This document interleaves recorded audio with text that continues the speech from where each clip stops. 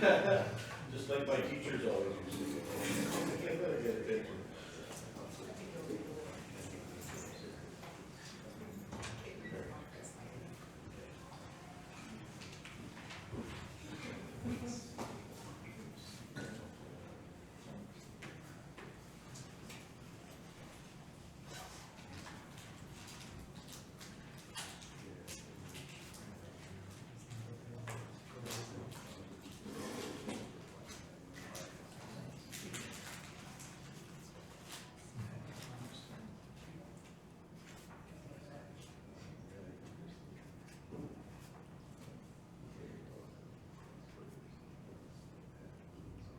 Just give me the word, Claire, when you're ready, okay?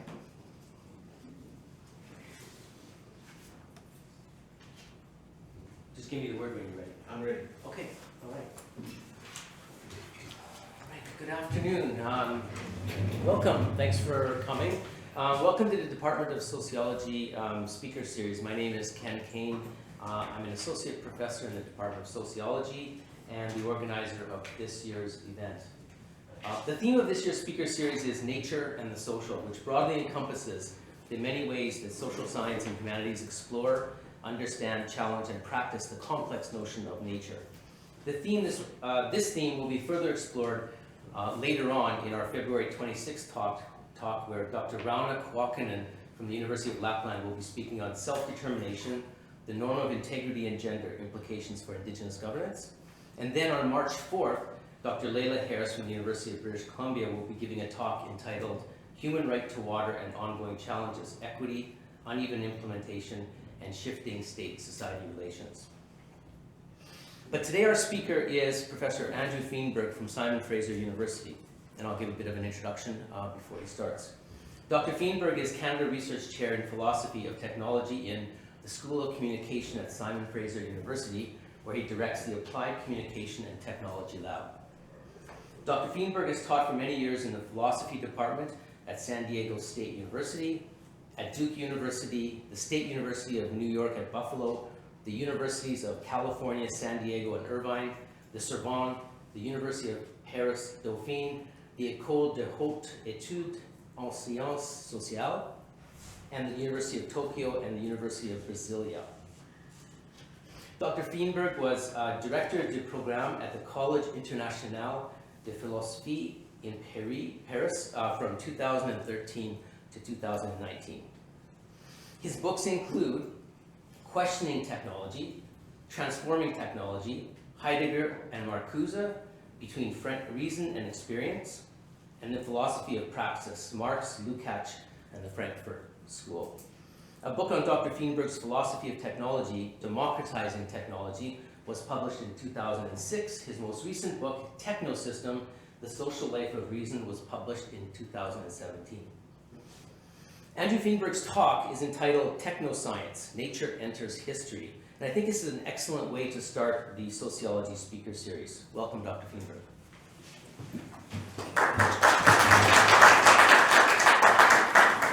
Thank you. I'm pleased to be here. I'm going to read a paper. This is very old school, no PowerPoint.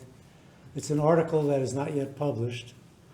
And of course, it'd be interesting to hear comments and questions. Maybe that'll help me to improve it. So the subject is technoscience. This is a term that is bandied about quite a bit now, the meaning of which is very unclear. So I'm going to try and give it a clearer definition in the course of this talk. So to begin, two images of science. The first Western philosopher, Thales of Miletus, figures in two stories that illustrate very different images of science.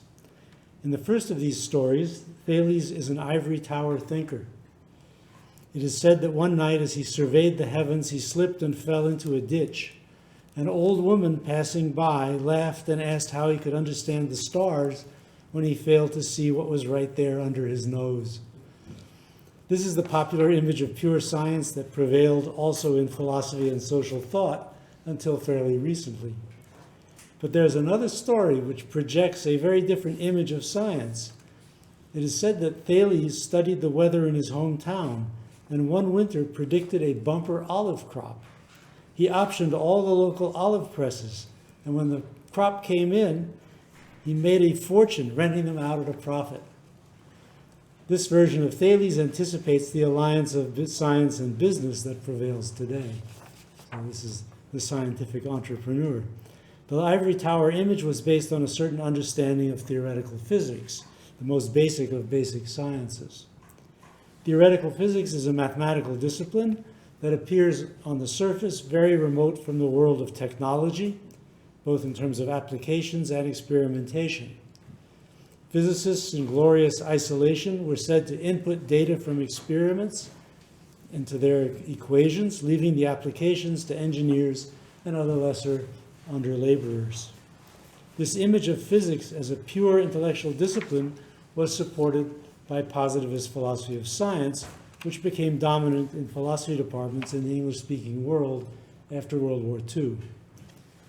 In the 1980s, scholars in the field of science and technology studies, by the way, it was invented in the 1980s, it didn't really exist until recently. These scholars took up the term technoscience in reaction against positivism. The philosophers who popularized the term technoscience proposed a more realistic image of science compatible with Thales, the scientific entrepreneur. They argued that science is essentially connected to technology, that it has always had an applied aspect, and that its vision of nature depends on what can be done with technological instruments. This concept of technoscience usefully corrects the notion of pure science. However, there is a tendency to overstate the case, to try to obliterate the distinction between science and technology. Technoscience is a confusing term if it is intended to cancel the obvious differences between scientific research and most work with technology. These differences cannot be erased by a clever terminological invention. Although they all use technology, the problems faced by truck drivers and construction workers are rather different from the concerns of theoretical physicists. Blurring the distinction is worrisome because it opens the door to political regulation of science on the same terms as technology. Routine regulation of technology protects us from many hazards, but one would not want scientific theories to be subject to politics in the same way. The Russians tried this with genetics and killed the science in their country for 50 years. Trump today engages in the political manipulation of climate science. Some definitions of technoscience emphasize the epochal change that results from the breakdown of the divide between nature and culture in our time. This is, of course, a big theme of a lot of metaphysical speculation today, Latour, new materialism, and so on. Science no longer, in the literature on technoscience, it has a rather specific meaning. Science no longer studies a supposedly pristine nature, but rather artificial materials, such as computers and nanotechnologies. Experimentation used to place natural phenomena in an artificial environment. But today, in fields such as particle physics, the phenomena are actually produced for study in huge machines. The emphasis of research may indeed have shifted, but the refining of metal ores crossed the nature-culture divide in the Bronze Age. Plant and animal breeding go back much further and similarly blur the boundary between nature and culture. The claim that an epochal change has occurred in the relation of nature and culture is less relevant to science than to technology, where the scale of human intervention is now much greater than in the past. Other definitions of technoscience claim that science is now fully incorporated into the corporate and public processes of advanced societies. Certainly, the involvement of business and government in research has expanded enormously in recent years, but the epistemic implications of this evolution are in dispute. This concept of technoscience is sometimes articulated in terms of postmodern relativism, as though the establishment of a scientific theory could be compared to a business success. The science wars were provoked by such notions. The dangers of such a relativistic view are becoming clear with the election of science skeptics such as Trump and Modi. Yet there is surely a connection between science and society, and that connection is perhaps deeper today than at any time in the past. In what follows, I propose a qualified version of this last definition of technoscience, one that I think is useful for understanding the political implications of the engagement of science and society. But I do want to avoid relativism, the relativism sometimes associated with this concept. So the next section is called The Ambiguities of Technoscience. The introduction of the concept of technoscience in the context of the polemic against positivism has obscured the social function of the notion of pure science. The sharp division between theory and application was instituted by the 19th century research university. This will be a little sociological exegesis.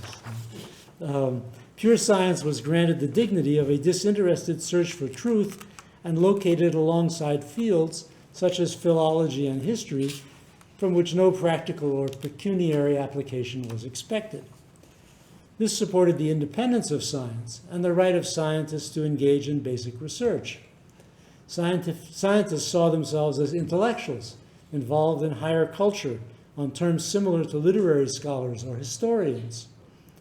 Of course, there have always been important applications of science, even as it was institutionalized in the ivory tower in the late 19th century. That was when great scientists invented vaccines and artificial dyes.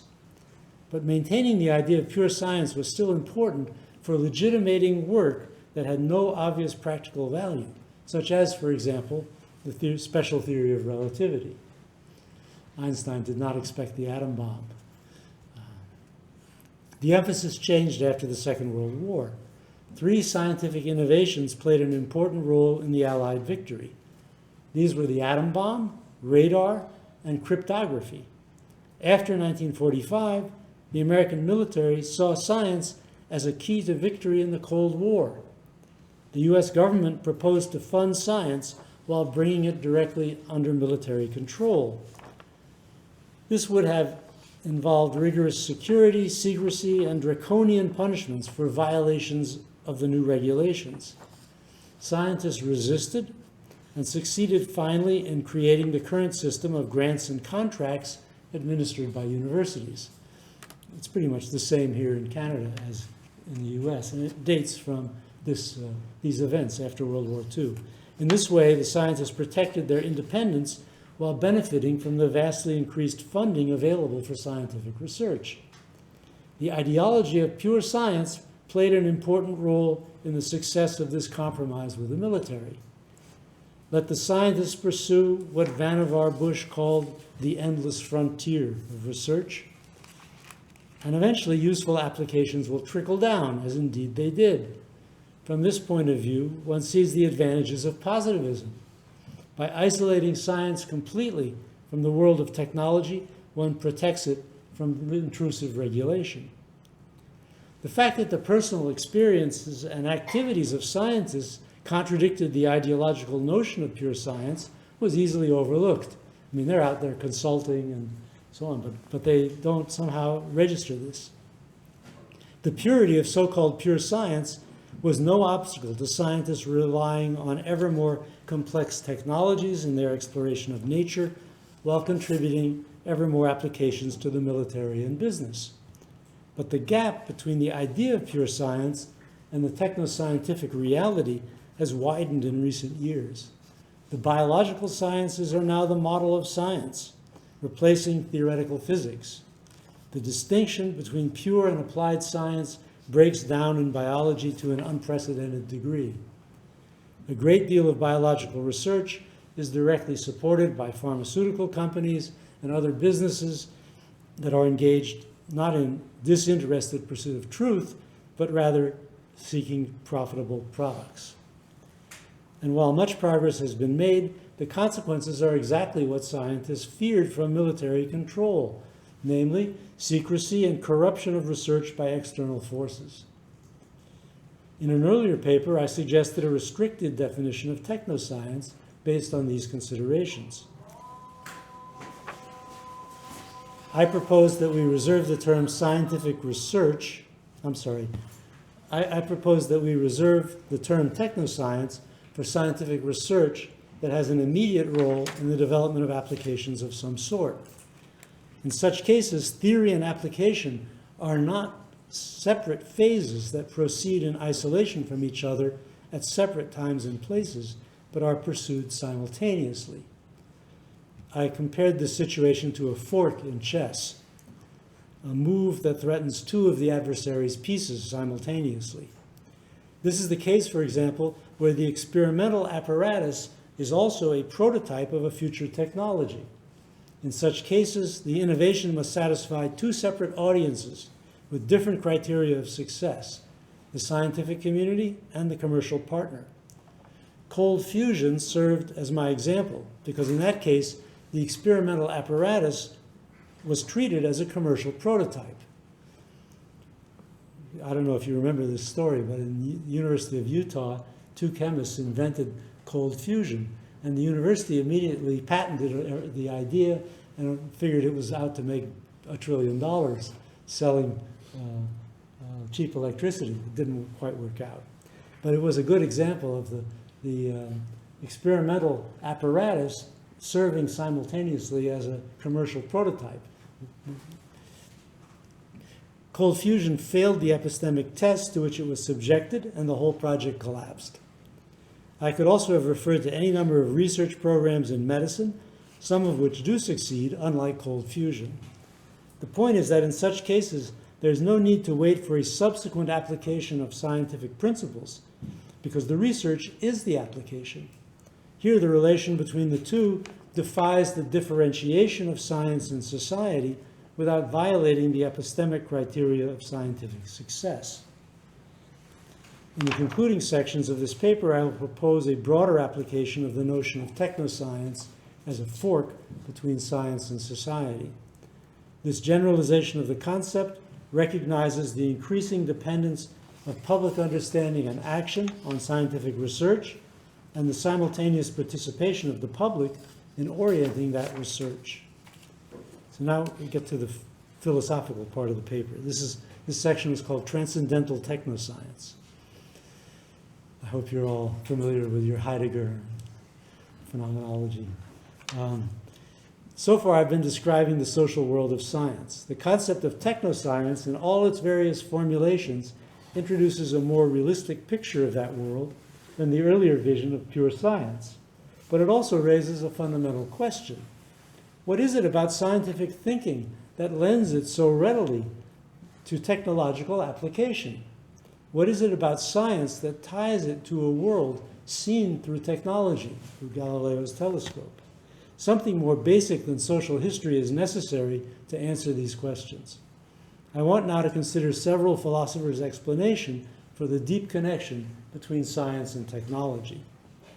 That connection was announced very early by Descartes and Bacon and was associated with the idea of progress.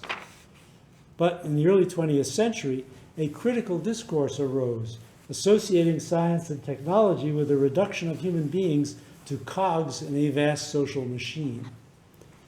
This dystopian prospect achieved a sophisticated formulation in the post-war writings of Martin Heidegger. His former student, Herbert Marcuse, pursued the critique of science and technology in an alternative to Heidegger's formulation. Heidegger and Marcuse share a key concept, the transcendental notion of object construction. According to this notion, each field of research defines a specific kind of object through its methods and concepts. In one sense, this is obvious. Physics, for example, considers matter in motion, while biology considers life, and I assume sociology considers social behavior, and so on. But these philosophers regard such definitions as only the beginning of a far more detailed specification of the way in which a certain cross-section of reality is carved out for investigation. That refined cross-section constitutes the object of study. Both of these philosophers introduce history into the transcendental approach. Kant, who invented the transcendental approach, explained it as an operation the subject performed on the givens of experience. Transcendental forms were said to be imposed by the mind on a content such as raw sensation. But Heidegger and Marcuse agree that the forms change in history, and not just in the mind. Heidegger called the succession of such forms the history of being, and Marcuse attributes the changes to the evolution of modes of production. Marcuse was a Marxist. In both cases, the anonymous historical process, rather than an individual mind, is responsible for the imposition of form on content. Perhaps this approach should therefore be called quasi-transcendental, since the source of the forms is changeable, and in Marcuse's case, interworldly. It's something socially real. Neither Heidegger nor Marcuse deny that science studies reality, but given the role of object construction, common sense realism is excluded. Furthermore, there is no reason to grant science an exclusive license on the truth of the real. Other object constructions may reveal other truths hidden to science by the limitations of its own construction. Heidegger argues that modern science projects a quantifiable idea of nature that is intrinsically oriented toward technical control. He calls this a ground plan that anticipates in advance the sort of things that can appear as objects of research. His example is physics, for which nature is stipulated to consist of a self-contained system of motion of units of mass related in time and space. Motion here means only change of place in a uniform continuum. This definition of the object suits it to the establishment of exact mathematical measurement. Modern science relies on mathematical procedures since it defines its objects as the sort of things that can be measured. Heidegger argues further that modern science produces an image or representation of the world. He calls this a world picture. That is, a supposedly exhaustive representation of reality. This seems self-evident. Science gives us an image of the cosmos we accept as a more or less accurate picture of reality. But according to Heidegger, this is a uniquely modern way of understanding the real. It makes possible prediction and technical manipulation. The interconnection of science and technology lies in the original ground plan, which exposes nature to both representation by science and control by technology. According to Heidegger, modern and ancient science are radically different. The difference stems from their conceptions of nature. The ancient concept, exemplified by Aristotle's metaphysics, is derived from biological growth and craft. It corresponds closely with the everyday ontology that phenomenology describes as the Lebenswelt, the life world. Ancient Greece did not identify the essence of reality with a representation, a picture, but with a process. The Greeks encountered a self-creating, self-moving nature, consisting of relatively stable things that realize their intrinsic potentialities through change.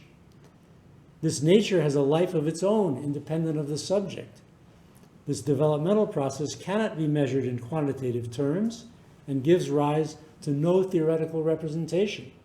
The same word, kinesis, signifies these qualitative changes and mere movement in space, such as our science recognizes. Physics has a branch called kinetics, but it doesn't concern growth. It concerns billiard balls bouncing off each other. The modern scientific picture of nature eliminates self-movement and intrinsic potentiality. Nature is meaningless and utterly dependent on the subject, for which it serves as a raw material dominated through instrumental control. Heidegger calls the reduction of the world to manipulable resources the Gestell. In English, we translate this as enframing. Nature is enframed. Modern technology differs from ancient craft, which realizes the potentialities of nature that nature cannot realize by itself. There's a peculiar passage in Heidegger's essay, lectures on Aristotle's metaphysics, where he talks about clay and pottery. And he says, when the potter works up the clay loses, the clay takes on form. Or rather, it would be more accurate to say that the clay loses its formlessness. In other words, the clay was waiting all along to become a pot, but it just needed a little help from a potter to achieve its goal. This is a teleological idea, right, of nature, in which even craft plays a role in nature. The modern scientific picture of nature eliminates self-movement and intrinsic potentiality. Nature is, I've already read this. Heidegger calls the reduction of the world to manipulable resources the Gestell. The techne of the craftsman must intervene, in ancient terms, in bringing potentialities into actuality. No such mutual interaction of subject and object is involved in the Gestell. Heidegger intended his theory to be critical, but not anti-scientific. What troubled him was the absorption of the human being into the ground plan of science as just another object exposed to representation and control. But he did not criticize science for this, but rather the spirit of the modern age, which he called technology, and its understanding of science. This critique of modernity leaves very little room for alternatives. Heidegger would have rejected anything resembling New Age re-enchantment. Using myth or religion in order to reestablish meaning in life would simply instrumentalize these spiritual resources and so recapitulate the original problem of universal technification. So much for Los Angeles. He offered no way out, and in his last interview said, quote, "Only a God can save us." I turn now to Marcuse's alternative approach, which has much in common with Heidegger's. Marcuse was his student, after all, but offers a more hopeful prospect. Marcuse's discussion of science follows more or less along the lines laid out by Heidegger. He too argues that science is based on a concept of nature which exposes it to quantification and control. He quotes Heidegger as saying, quote, "Modern man takes the entirety of being as raw material for production and subjects the entirety of the object world to the sweep and order of production," end quote. The essence of modern science is the elimination of intrinsic potentiality in favor of measurable facts. The Greeks conceived potentialities as real properties of objects, essences, but essences are now dismissed as mere cultural prejudices. Our model of technical action is not cultivation, but clear-cutting. Since reality no longer offers any guidance for action, all goals appear equally arbitrary, and science and technology are surrendered to the prevailing social and economic powers. Marcuse's analysis differs from Heidegger's in arguing that this instrumentalist conception of nature is due not to modernity as such, but specifically to capitalism. He follows Husserl in arguing that science refines and develops practices of quantification and control it finds in everyday life. Marcuse adds that those practices are shaped by capitalism. This would explain why modern science and technology have arisen at the same time as capitalism and serve it so well. What Marcuse calls one-dimensionality, have you all read One-Dimensional Man? It's a great book. People read it long ago and then forgot it, but it's still, a lot of it still feels very current. What Marcuse calls one-dimensionality is the generalization of scientific instrumentalism as common sense, replacing traditional normatively charged ideas and attitudes that formally shape the everyday relation to the world. This change is politically significant. If the world is reduced to a vast collection of measurable facts subject to technical control, its potentialities are obscured. It can be modified technically in this or that respect, but not fundamentally changed. It makes a difference if these ideas are entertained by scientists and if they're common sense the general public has bought into. Operationally effective reforms can eliminate the desire for change short of any challenge to the capitalist organization of social life. Everything is a technical problem. The problem is thus not only the destructive power of science and technology, Marcuse argues, but the elimination of the potential for a more just form of society. Attributing the rise of science to a specific socioeconomic system suggests the possibility of change through political action. Marcuse was a Marxist who believed that a revolution would modify not only economic arrangements, but the very conception of nature. A socialist modernity would integrate science and art in a new, more benign technology respectful of nature. This would be the revival of something like ancient techne, and with it the recovery of the idea of potentiality banned from the modern scientific idea of nature and modern experience. Marcuse's position appeals intuitively to our sense that things have gone terribly wrong in recent times, despite, or perhaps he would say because, of the many reforms that have made life under capitalism tolerable. Furthermore, an ontology that denies essences contradicts our sense that human beings have potentialities that can be frustrated or realized depending on their social and economic circumstances. Nature appears to us increasingly threatened by our crude technological assault. In some sense, this suggests that nature too has potentialities we can deny or favor. Nevertheless, it is difficult to see how modern science could function in the context of a different concept of nature. Marcuse seems to have been aware of the difficulty because he rejected the notion of a qualitative physics.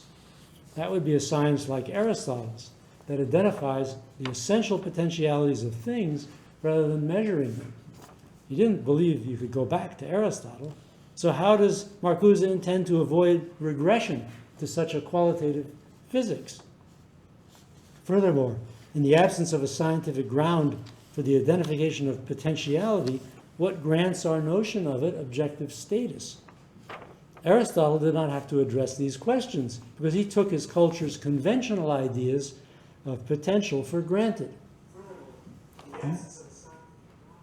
Nor was this a problem for Heidegger, since he left the future in the hands of God. But Marcuse projects a human future, humanly created in harmony with the potentialities of nature and human nature, and so faces great theoretical difficulties, which I'm afraid he never really succeeded in resolving. The next section is called The Two Natures. Behind the arguments of Heidegger and Marcuse, there lies a sense of loss. What is lost is the immediate relation to living nature that can be presumed to characterize pre-modern times. The scientific representation of nature is radically simplified in being reduced to a collection of measurable facts. The generalization and public understanding of that simplified nature impoverishes experience. Heidegger wrote, quote, "The botanist's plants are not the flowers in the hedgerow.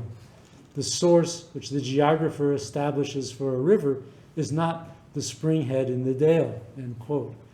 As Goethe's Mephistopheles says, "Grau, teuer Freund, ist alle Theorie und grün des Lebens goldener Baum," which translated reads, "Gray, dear friend, is all theory, and green life's golden tree." So this is another way of thinking about nature. Walter Benjamin explained something similar in the context of film production. His remarks can be taken as referring metaphorically to modern life as a whole.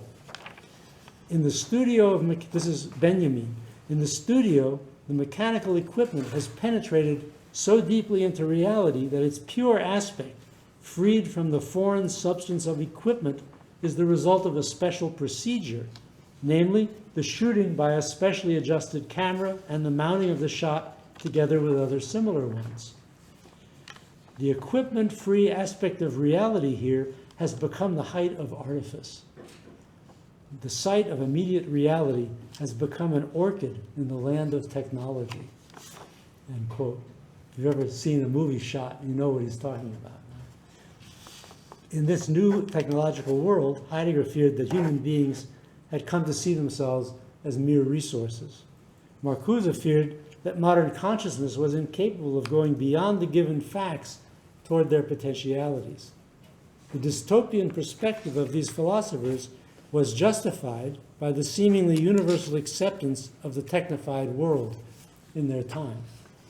At the time they wrote, there was practically no resistance to the developing technocracy and social movements that challenged science and technology, such as the environmental movement. Social science was so strongly imbued with positivism that it offered no useful starting point for the sort of reforms Marcuse envisaged. Only philosophy and literature held out hope for humanity, and they were weak vessels on which to pin one's hopes. So much resistance has emerged in recent years that the fears of Heidegger and Marcuse no longer seem justified. Those resistances defy the one-dimensional reduction of experience and activate the perception of a nature with potentialities relevant to human well-being. This is the consequence of the threats to health generated by the externalities of industry, which people have finally noticed. Experiential nature thus emerges amidst the world of technology as Benjamin supposed, but negatively, not as pristine, but as damaged. This nature is neither the object of science nor the wilderness of earlier times, but a specialized function of the technological environment, a kind of damaged orchid. The relation to nature implied in environmentalism is not the attachment of the researcher nor the instrumentalism of the investor, but is divided between fear of technological risks and aesthetic appreciation. The challenge of the environmental movement is to awaken these human relations to nature in a social world that privileges economic exploitation, considers only scientific objectivity valid, and stigmatizes fears as hysterical while dismissing aesthetics as romantic. What Marcuse calls the erotic world relation environmentalism must restore is the capacity to recognize our participation in the natural world, not only through the observation of beauty, but through revulsion at destruction. Today we have concrete ways of envisaging the reform of science, for which Marcuse called, based on actual social movements in domains such as environmentalism. These movements restore what might be called the Aristotelian sense of nature as fraught with potentialities, and recall human beings to their responsibilities toward that nature. But this development does not directly alter the scientific object, as Marcuse expected. Rather, it engages science with society in new ways. The historical divide between two different ideas of nature, the ancient and the modern scientific, must now be recomposed as a tension within modernity. The environmental movement is based on the distinction between the two natures, derived not from philosophy, but from practical experience. The nature environmentalists hope to protect is the one in which they participate, the experiential nature encountered in everyday life. It has a teleological aspect science does not recognize, yet it depends for its survival and well-being on scientific and technological knowledge. The scientific representation of nature is radically simplified, but that second nature, as the basis of technology, the scientific second nature as the basis of technology, gives power over the first nature of everyday experience, both for good and ill. Not only does scientific nature offer remedies for environmental problems, it enters into the public understanding of those problems. It is not unusual for science to have an impact on public understanding. Think of the impact of geology and evolutionary theory on the place of religion in social life in the 19th century. Heidegger and Marcuse believed aspects of the scientific worldview had penetrated everyday understanding, canceling the specificity of experiential nature.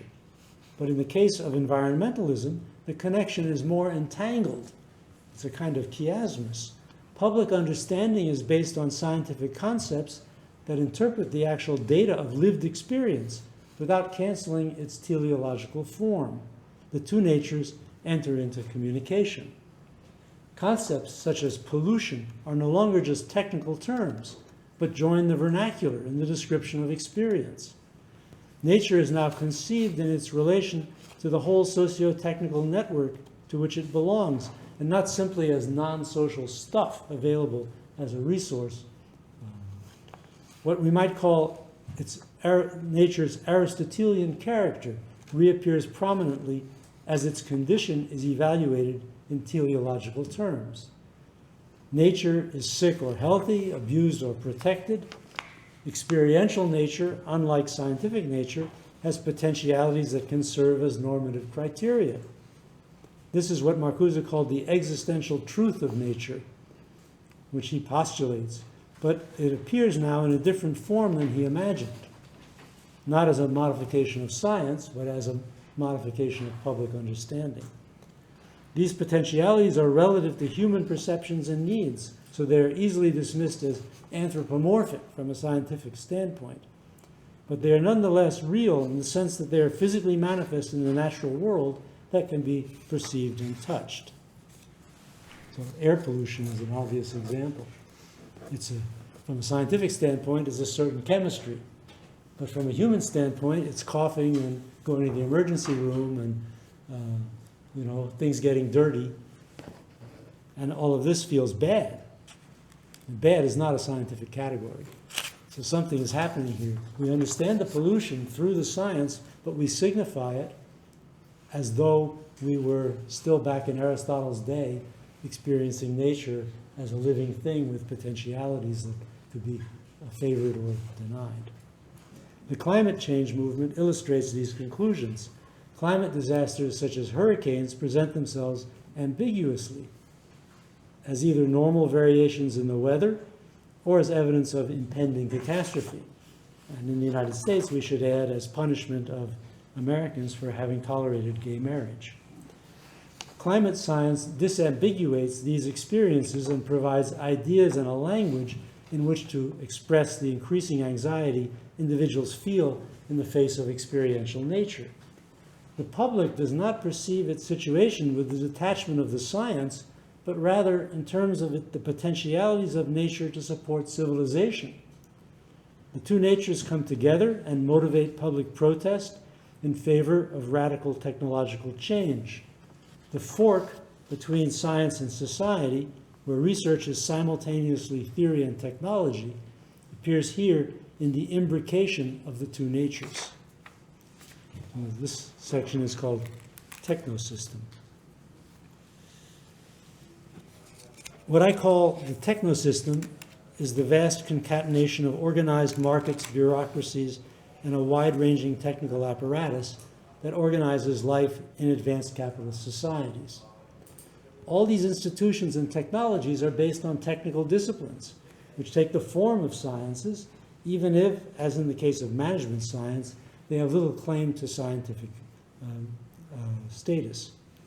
Reified concepts and methods are employed to shape a world based on laws regulating the behavior of individual actors cast in an instrumental relation to the institutions. You're going to have performance criteria, right? So you can be made to jump. Throughout the technosystem, resistances emerge similar in form to the environmental movement in fields such as medicine and urban design. Reified technology appears as a pure application of scientific laws, but that appearance is shattered by one or another sort of public pressure and resistance. The technology can then be mediated, that is, taken as a presupposition of social action and transformed in the course of the iterative design process. The process is also de-differentiating as the boundaries between technical experts and lay publics break down temporarily to yield a more or less conflictual dialogue between them. This dialogue results in changes in the prevailing designs, implemented by experts through innovations that translate public demands into technical specifications. One of the big things was the catalytic converter, right, on the automobile, which translated public protest over pollution into a purely technical solution. The de-reification of particular technologies may impact the technosciences on which they depend. These disciplines appear fixed and frozen, determined by pure rationality. But despite the appearances, new priorities articulated by social movements can change the discourse. Demands for such things as less polluting automobiles or more natural childbirth procedures are eventually translated into technical terms and inscribed in the texts on the basis of which practitioners are trained. This is possible without loss of technical rationality, insofar as the prevailing dispensation is technically underdetermined, only one among several technically rational configurations. There's more than one way to give birth, more than one way to design an automobile. The new dispensation is once again reified, presented in quasi-scientific terms. These new reifications may then be challenged in a subsequent public intervention. Technosciences now proliferate that operate across the boundary between science, technology, and politics maintained by academic institutions in the past. The intrinsic relation of science and technology is not just a function of the concept of nature, as Heidegger and Marcuse argued, and I'm afraid also a lot of people speculating about nature and culture today. It's also a present disciplinary reality. The intrinsic relation of science and technology is a present disciplinary reality. Technosciences that barely existed for these philosophers are now central to our vision of science. These disciplines respond to properly epistemic questions posed by researchers, while simultaneously addressing other questions posed by corporations, governments, and the general public. These are all legitimate questions responding to different concerns and different understandings of nature. Together, they lay out the terrain on which science, technology, and society now interact. These interactions are not just external, but engage a mutual co-construction. Thank you.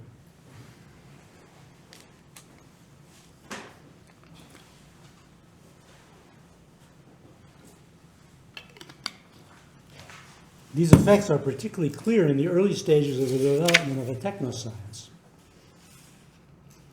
I'm going to skip a little. So I talk a little bit about ecology. To be sure, ecology employs the methods of scientific research. It conceives nature along the standard lines of physics, chemistry, and biology. Quantification lies at its core, but at the same time it is animated implicitly by what traditional philosophy would call a conception of the good.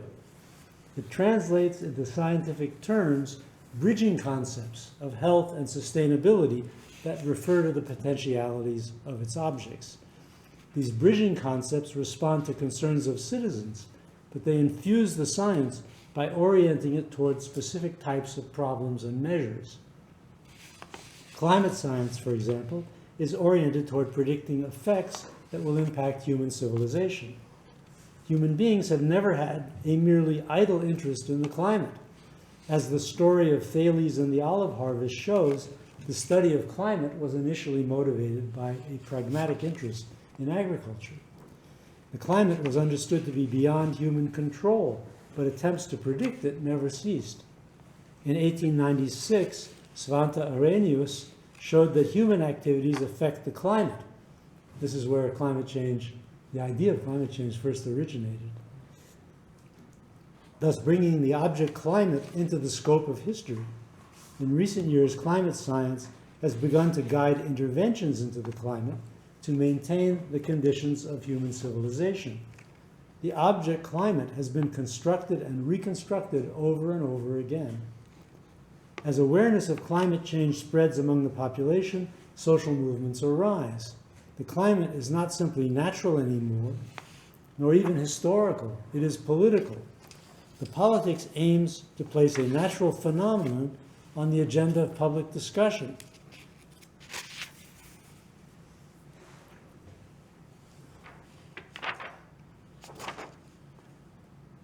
In democracies, there are familiar methods for accomplishing this, such as demonstrations, petitioning government officials, participation in hearings and elections, and so on. The object of all this activity is informed by science, but it is not precisely the same object as the one scientists study. Rather, the nature targeted by the social movement encompasses scientific nature in experiential nature. That latter nature is de-reified in the sense that it is no longer viewed as a fixed and unchangeable object of measurement, a fate to which humanity must adjust, but now appears as fraught with potentialities to flourish and support human life. And that experiential nature, in turn, informs the research of climate science, where it is translated into the humanly indifferent form of quantitative measures and predictions. So I think I've been going on pretty long. I think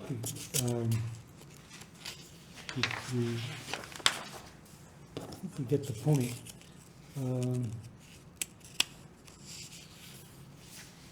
In conclusion, the concept of technoscience embraces the new situation of certain sciences which produce knowledge at the same time as they have immediate effects on the social world. Those effects include technological applications that flow from research, but it may also take the form of changed attitudes and behaviors. The technosciences thus operate in two registers, as observers of nature and as participants in its transformation, both material and symbolic. These two registers are institutionally differentiated to a considerable extent, but meet through policy and public dialogue. The differentiation of science and society shows up in the fact that the work of scientists in elaborating and testing knowledge of nature goes on as it always has. The skills involved in that activity have not been affected by the new proximity of theory and practice. At the same time, the differentiation is transgressed in the constant translation between scientific concepts, technology, and vernacular understanding. Those translations shape society and orient scientific work.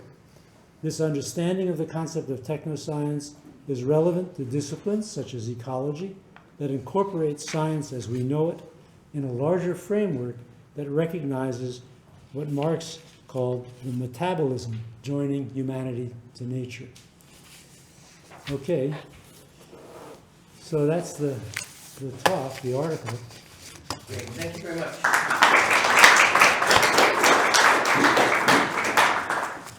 So we have about 20-25 minutes for time for some questions for Andrew.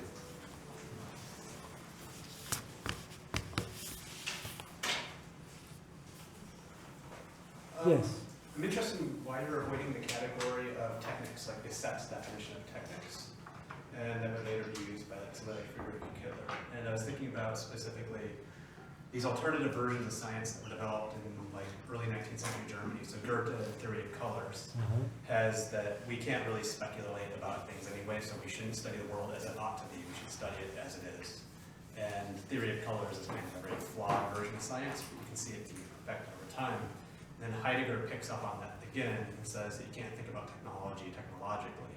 So you have to think about it through other media to figure out how that works.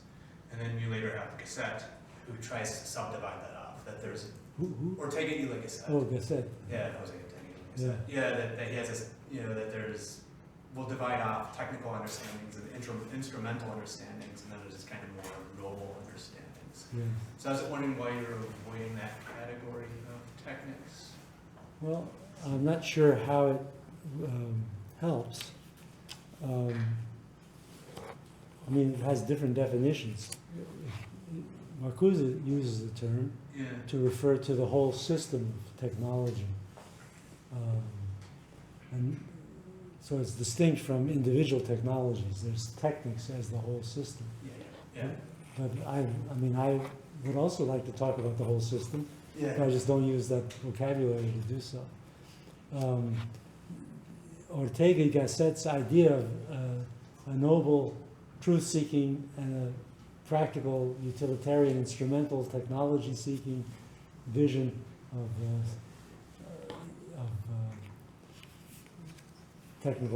scientific technical rationality is exactly what is called into question by this argument.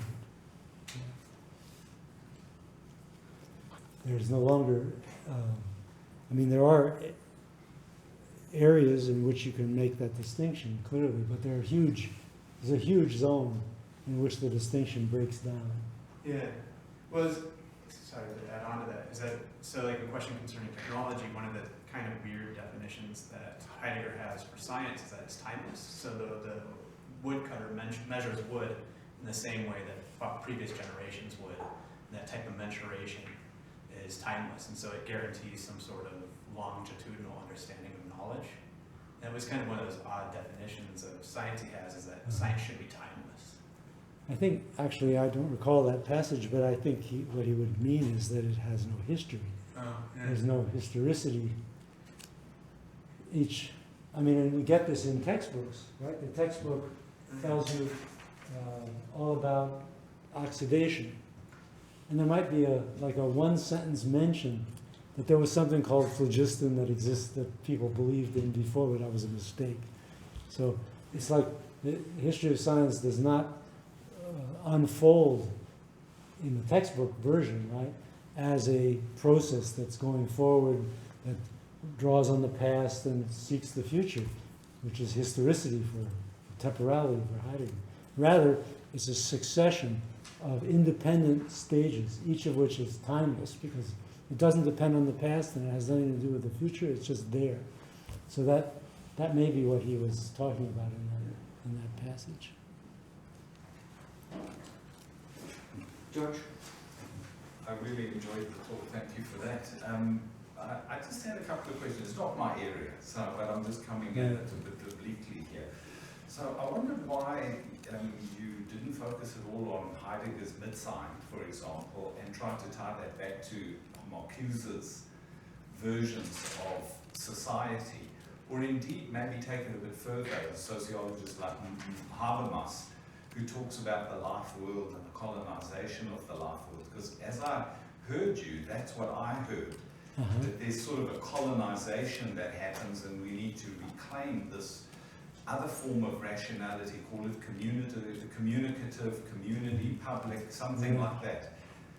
And so I just want to maybe draw you out a bit on that social dimension which you clearly depend on, but I'm not sure I quite understand it. Right. No, that's, of course, if you come to all this from Habermas, it looks rather strange.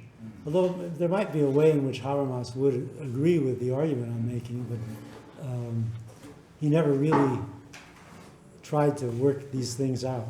So here's the problem. Habermas is adopting ideas and concepts that lie in the background of Heidegger and Marcuse's argument. And he's changing them in subtle ways that make for a very different outcome from their argument. So, for example, colonization of the life world. The idea here is that the society can be divided into two sectors that are differentiated in modernity. A sector in which material needs are handled through markets and administrations that manage the systems by which people survive. And then there's a section for the reproduction of the species, which takes place through human relations, education and child rearing and so on. And these have different logics.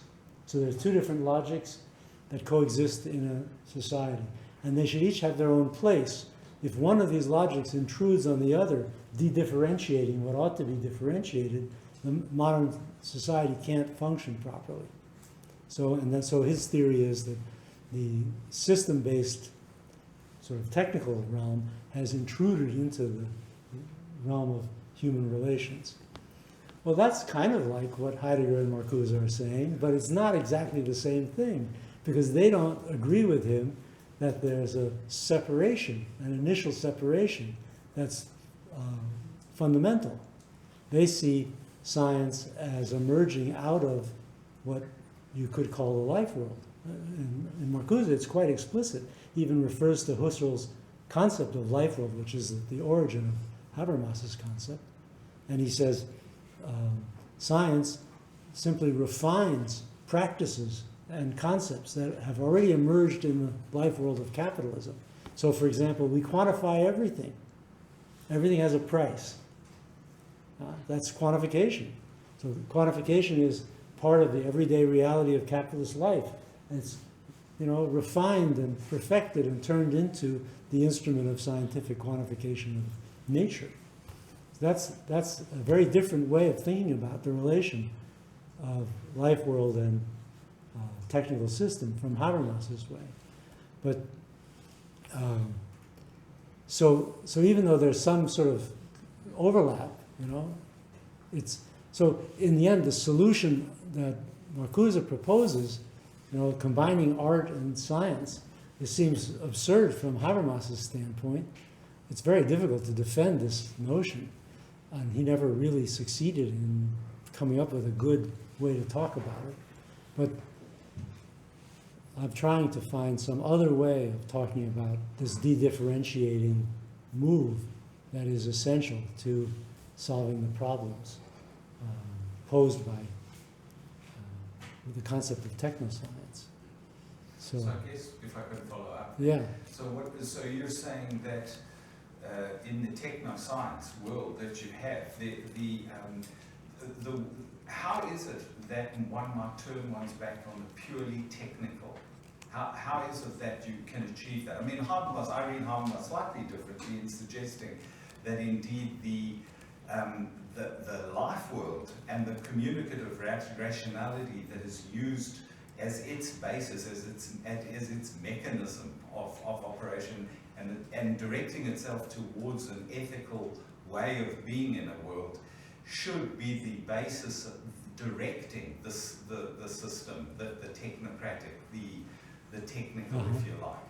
And I see a way of reading Marcuse certainly in that line, and he lands up with trying to amalgamate art and science, as you point out. But the point is that there is a communicative rationality that ought really to be driving this. So I guess my question is, what drives your approach to technoscience? And then I'll say what. See, there is a text in which Habermas talks about how science and technology should be guided at the policy level by democratic institutions. So to that extent, there's certainly something in Habermas that relates vaguely to what I'm arguing here.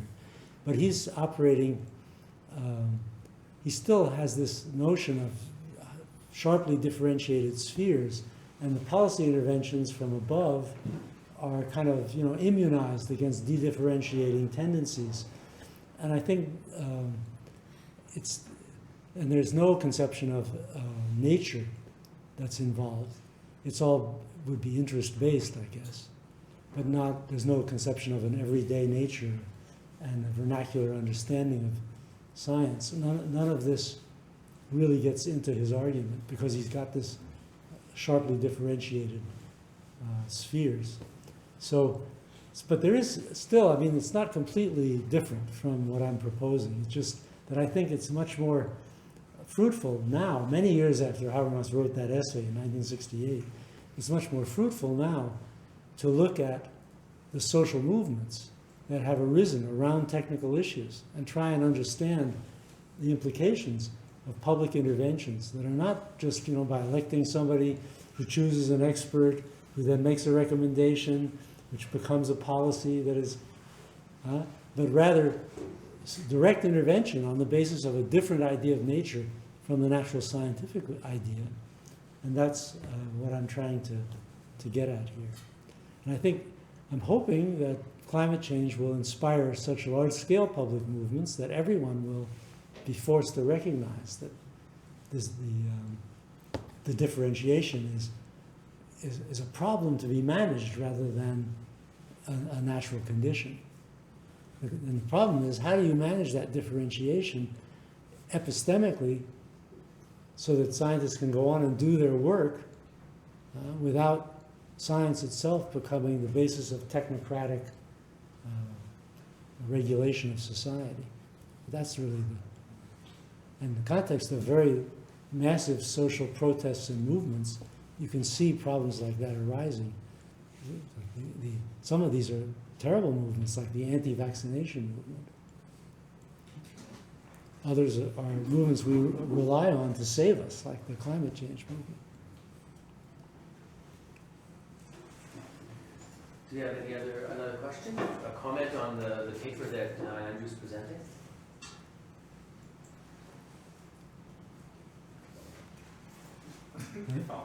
George, you may. What's your shtick about relativism there? That's I didn't quite get I mean, it seems like such an old kind of framing of this, but I don't understand what exactly, because it seems to me you're embracing a historical form of ontology and epistemology, which sort of circumvents that relativism absolute debate. Why do you engage it in your paper? Because it is historically present in our social life today and increasingly dangerous. You know, when the SDS community started out in the 1980s, their target, they were politicized, but they tried to create an academic discipline that would appear neutral, not political. And their target was technocracy, the technocratic administration of society, experts taking over. And they wanted to show that, in fact, all of this expertise is socially constructed, socially relative, and so you can't really count out the population and just imagine the world run by technocrats, because they don't have the legitimacy that a pure concept of absolute scientific truth would give them. So that was the idea. And at the time, it seemed good. But now we have politics, anti-scientific politics, operating on a huge scale. I mean, you had Harper closing down archives, muzzling scientists, pretending climate change didn't exist in order that Alberta could go on digging up oil. We've got Trump in the United States, and that's really no fun. So Modi in India has created a whole idea of Hindutva, you know, a Hindu science that would be different from the mere Western science, which is relative to the ethnocentric prejudices of us Europeans. So you understand, this is the political reality today is one in which science is contested. And so relativism is a relevant issue. And getting around relativism while preserving a notion of the social construction of science is problematic. And I want to do that. See, I view science as a craft. It's a very difficult craft requiring enormous skill and talent to pursue well.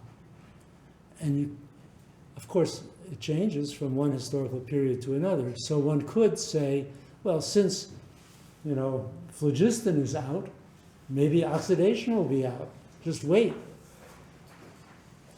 And you end up with a relativist argument that's skeptical and that devalues, delegitimates science. On the other hand, if it's a craft, there's another way to think about its progress and development. That is, if you're not satisfied with the current theory, make a new one. Do the work.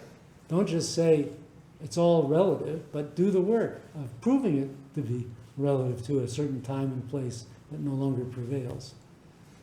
So I want to preserve that craft notion of science while nevertheless recognizing that it is a historically evolving institution. And this is tricky. Yeah. That's why I have the idea of a fork, of two different criteria of success. I want to preserve the epistemic criteria that science employs, and not just popularity or success. Yeah. Charles. So I was really interested, you're talking about social movements kind of deploying a different concept of nature in de-rate systems. But in my mind, it seems that it's more closely aligned with not a different, at least cognized conception of nature, but more based in need itself. And I didn't know if you were suggesting that it was embodying a different concept of nature, or that the practice itself de-reified it, or I was just wondering if you could clarify the need and the concept of nature that you were suggesting. Are they employing a different concept of nature, or even if it's not consciously, or are you suggesting that it's more that they're cognitively doing it? I think it's intrinsic to the categories people use to talk about what's going on around them. So like a category like pollution, when it's deployed by a chemist, has to do with, you know, certain chemical reactions in the upper atmosphere. It has no teleological character at all. It's just something happening, right? But when I talk about pollution, I'm talking about how my lungs feel. So I'm encountering nature in my living body rather than as a set of data that I can analyze. And that is, I think, so it's true that need is involved. I obviously need clean air. But I don't just have a need, which is then addressed directly to scientific and technical personnel who are supposed to fulfill it. I have a conception of nature, an idea of nature, which is informed by science, but because I can talk about pollution, which is a scientific category, right?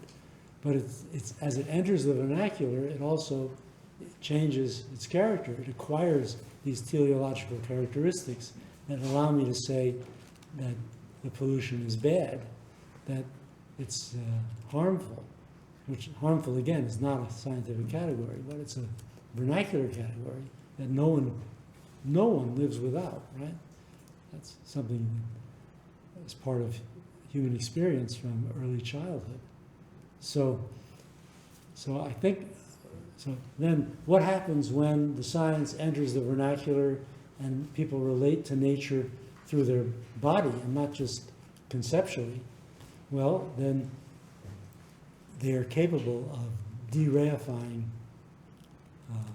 what seem to be fixed and frozen relations.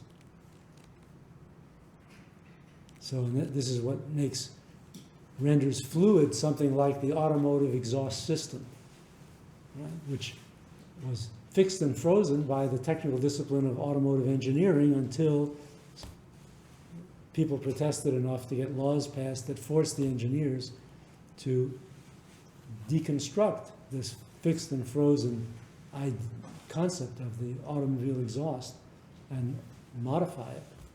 So this process of de-reifying, of breaking open what SDS calls the black boxes of technology, rests on this other category, this other concept of nature. There's someone over here. Question? Les? Yeah. I want to try to connect your lecture talk to where this is going to become most pointedly difficult for the academics. I think it's going to become most pointedly difficult, not in terms of the political side of things or even the environmental side, but in the side of connection to sociology and psychology. And the reason I think it's going to become really pointed there is because it's going to force a connection between the quantitative and the experiential.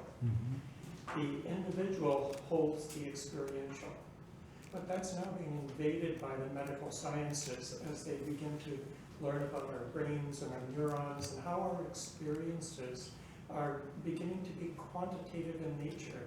And they no longer think of the whole individual as being, quotes, the end of the quantitative story. And so I see the individual as becoming the new point of kind of tight difficulty between the scientific and the experiential, because it's going to be taking apart the experiential. It's going to be confronting the experiential, not in the sense of permitting the person's experience to be espoused in a political way that presents it as if it stands alone, but literally trying to take it apart and make it quantitative and make it part of the technoscience that's out there. So I'm seeing both the sociology and the psychology of the individual as being kind of right at the crashing point where the technoscience and the experiential world are going to come together. Appreciate your comments. Well, that's interesting. I mean, I've thought about this not so much in terms of neuroscience as in terms of the success of propaganda with big data and AI on the internet. In both cases, we're talking about people becoming objects of technical control. I mean, if all the neurosciences do is tell us how it works up here, that doesn't really interfere. What interferes is if you had something called neuromarketing that used that knowledge in order to control human experience. Then human experience would no longer have any independence of the technical system. It would just be a reflex of the technical manipulations to which it was subjected. That's exactly where I think it's going, and that's Yeah. why that's becoming the crucial kind of crunch point. Yes. That's what's going to make it the difficult one, because I believe that's exactly where it is going to go. So- I can't see that it can avoid that from where the medical sciences are now. There's, in the area of propaganda, we already have big attempts to instrumentalize human experience through targeted advertising and so on. So there is definitely an assault on the idea, the very idea of experience as something separate and independent. Personally, I think we should stop those activities. We should just as we don't, for example, accept that the government tell us what we can say, we shouldn't allow governments and corporations to manipulate our experience. So I think this is a serious sort of constitutional question, you know. At what point do we interfere with a process that, as you point out, tends toward the complete eradication of the human, the reduction of human beings to simple relays by which money passes between those who pay them and those whose products they acquire, in which politics ceases to exist because people are simply outputs of propaganda campaigns. So I think this is a subject for legislation, to protect the right to experience, just as we have a right to free speech. It's not worth much if there's no right to experience.